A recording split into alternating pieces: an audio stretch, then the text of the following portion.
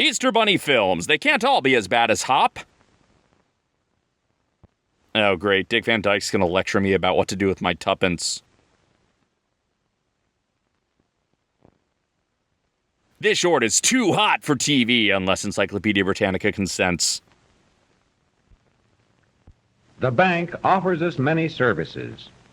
And like Mr. Frank Adams, most of us use the bank. So teaching us how to use it is actually a waste of time. For one thing, the bank is a good place to keep money. But a bad place to order pastrami. Here is Mr. Adams filling out a deposit slip. He did not give us permission to film him. He lists cash and checks separately.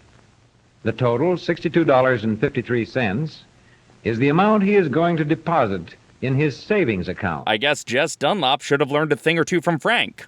DVD callback.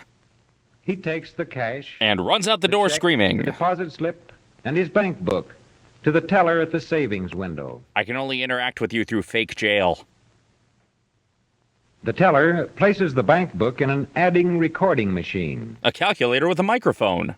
Into the bank book, she punches the amount of his deposit and the new balance. No, 28461. There's the amount of the deposit, $62.53. Yeah, when do Joker and his goons bust in? The pages of the bank book show the record of Mr. Adams' savings account. And make for a dull flip book. 8 years ago, one March, he made his first deposit of $50. As he made regular deposits from friends, his balance grew.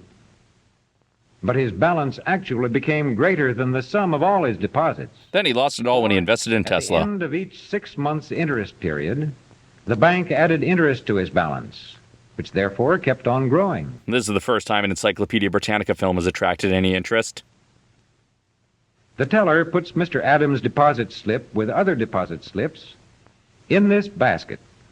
These slips are a record of the money that has come into the bank. And this other girl's going to carelessly toss them into the recycling. And up here, they're checked in the proving machine. Prove! Prove!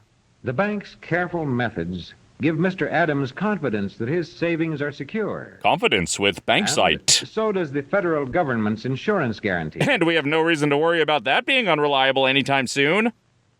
I'm a ship's captain. Some of the money of the depositors is kept behind the great door of this vault. Oh, great. They're letting me out of the vault now that I've used my guest choice. Hurry, Gail Richards and Mr. Gregory are in that vault.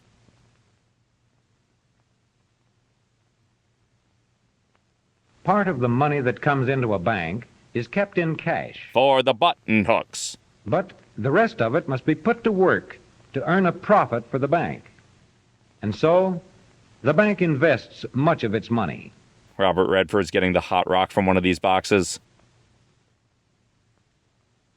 According to law, these investments must be safe investments, such as government bonds, municipal bonds, James bonds, Barry bonds, and emotional bonds. The bank also invests its customers' money in personal and business loans to reliable people. Agent 13's in the next locker over.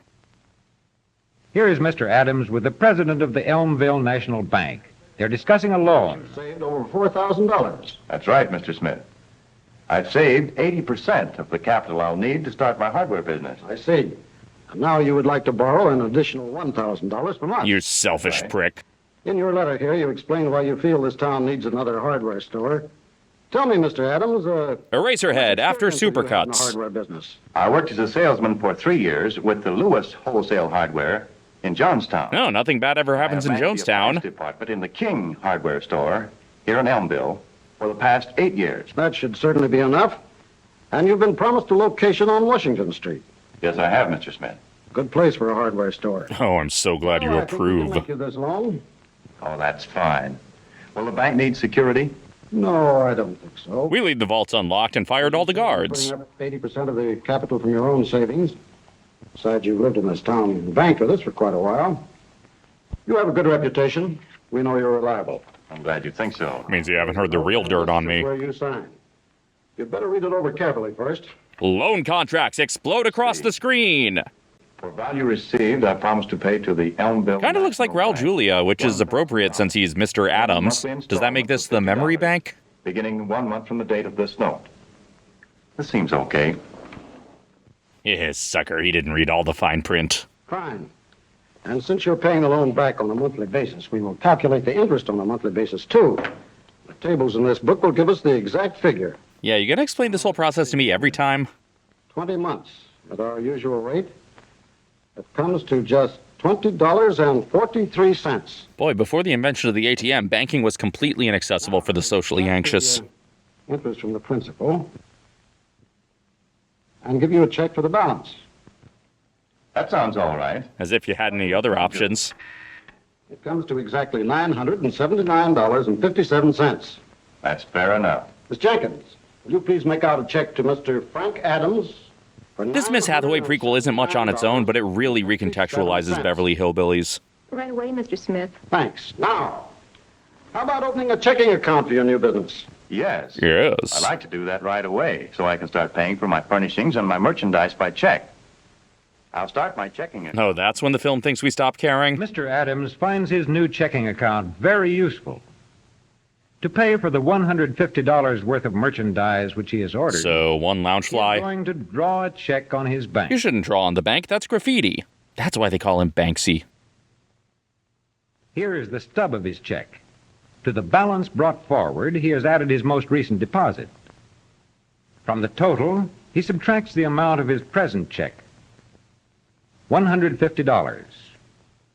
He keeps a complete record of his checking account on his stubs. Imagine keeping track of your money check in this much itself detail. is drawn on Actually, the just Elmville imagine National having Bank. money.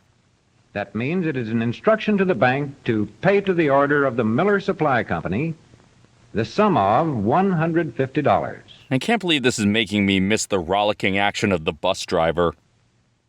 Mr. Adams writes the amount in words so there can be no mistake. As long as they can read cursive. The Elmville Bank on which this check is drawn will pay out the $150 as soon as the Miller Supply Company endorses or signs the check and presents it for payment. All that remains for Mr. Adams is to mail the check with his order to the Miller Supply Company, which can collect the money as soon as it endorses the check. And then as soon as it endorses the check, it'll get the money. But first, it'll endorse the check. And here's the check arriving at the Miller Supply Company. The girl stamps or endorses it. Oh my God, we get it. Endorse, endorse. Instead of collecting the money direct from the Elmville National Bank, the company does it through its own bank, where the check is arriving right now. Oh, they have their own little cardboard teller window. This bank can collect $150 once it places its own endorsement on the check, as it is Endorse! doing here.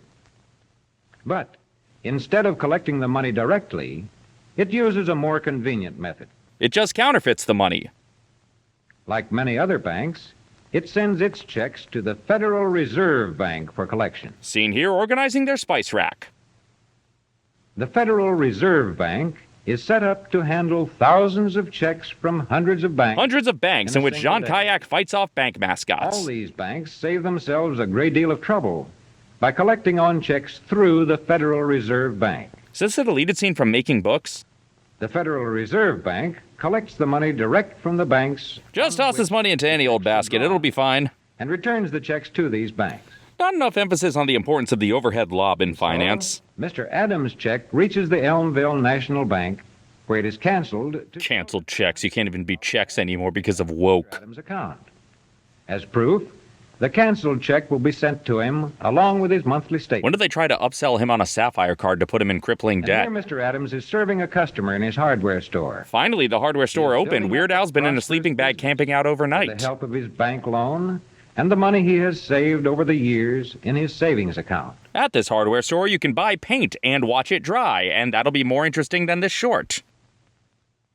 And there is the lady's change. And there the lady vanishes. But speaking of change, the store is beginning to run short of it.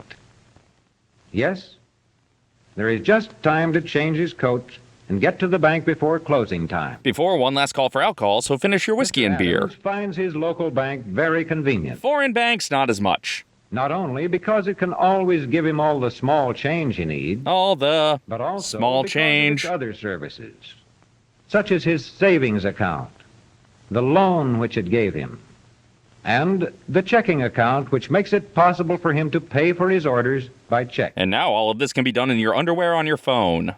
At the teller's window, he is getting his small change, conveniently wrapped in paper and labeled nickels, dimes, quarters, and half-dollars. But inconveniently, the labels don't correspond to the actual coins in the paper. Mr. Adams is a good customer of the bank. They're ranking customers now? The bank provides many services for him Who am I? and for everyone who uses the bank. Yes, come on down to the bank to be serviced.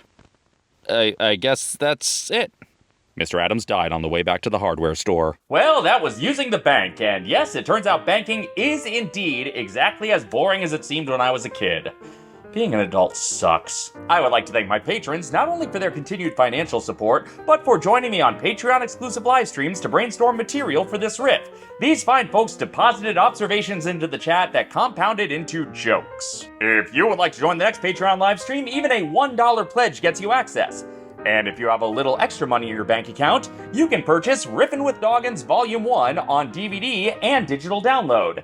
Every copy sold buys me an additional 15 minutes I can spend working on making silly things for you instead of doing boring work that pays a little more reliably. Now, if you'll excuse me, I have to go massively overdraw from my bank account in order to afford rent. And until next time, this is Dave, signing off.